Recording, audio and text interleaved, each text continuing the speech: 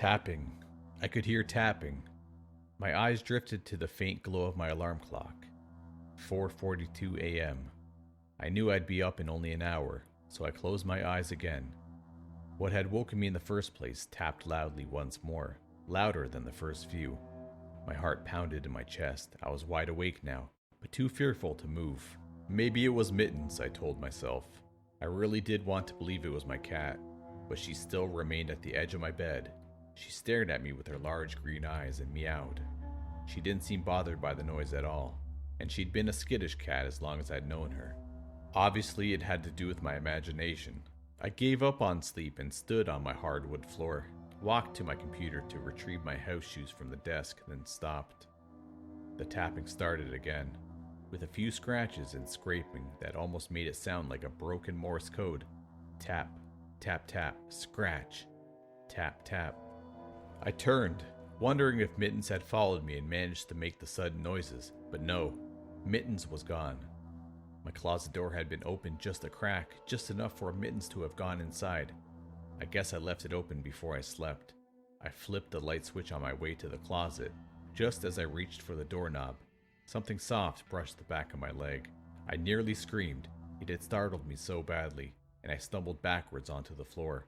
I stared at my beds underneath, staring into a pair of playful green eyes that shone white in the light.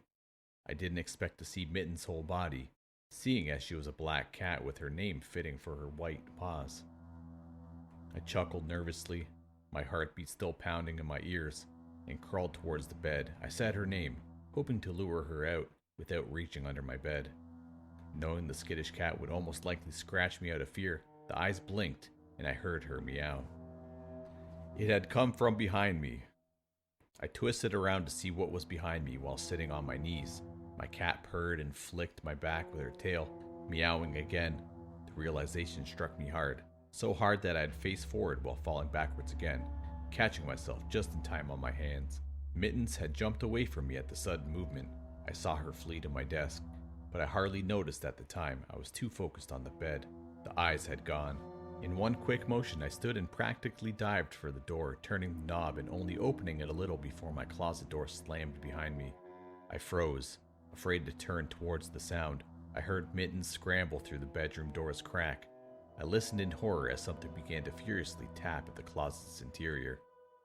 With its occasional scratching, it even went so far to pound the door a few times before scratching and tapping.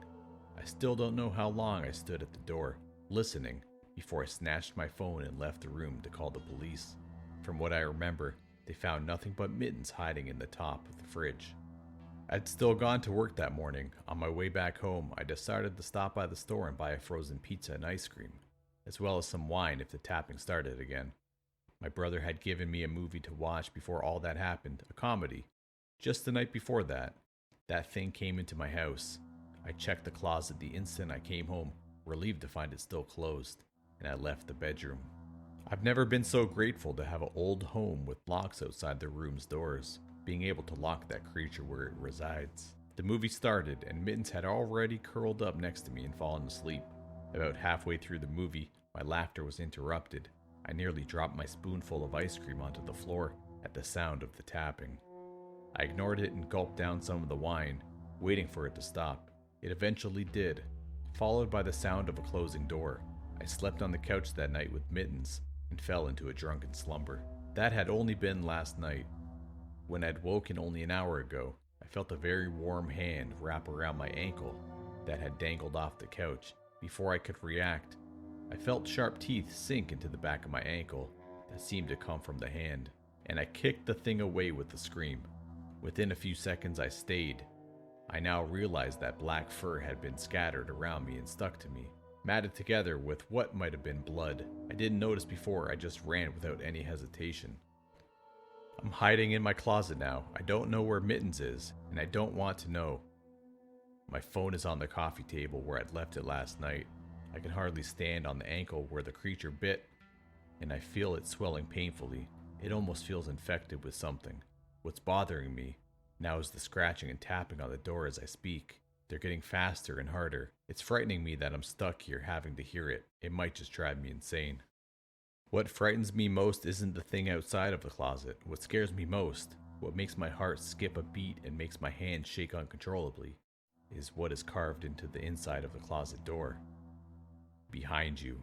I just turned to see what had been carved into the wall on the right. I've never wanted to scream more in my life. Next to you. I immediately face the closet door again, but it's not just the words etched into the wall that's bugging me as much as it should. What scares me is I can hear the tapping behind me now.